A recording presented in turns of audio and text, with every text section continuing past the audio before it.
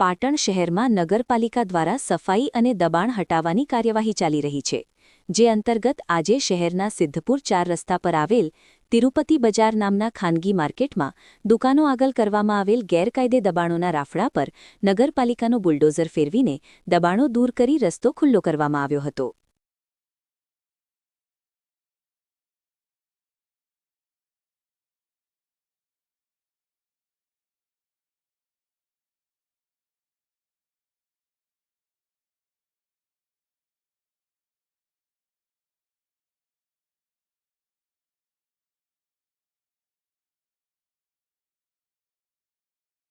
પાટણ શહેરમાં નગરપાલિકા દ્વારા સફાઈ અને દબાણ હટાવવાની કાર્યવાહી ચાલી રહી છે,